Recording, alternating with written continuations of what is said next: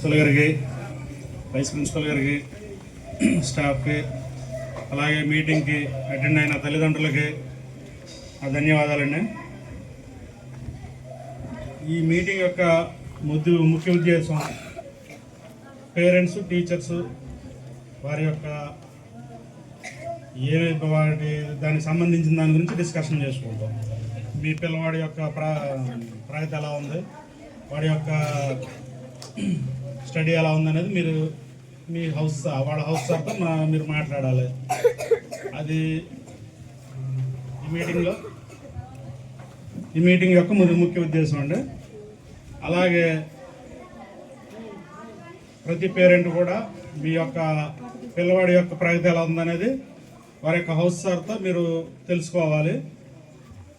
అలాగే మనకున్న ప్రాబ్లం ఏంటంటే ఇంతకుముందు వచ్చింది బాత్రూమ్స్ అవి కూడా మనకి అలాట్ చేయడం జరిగిందట.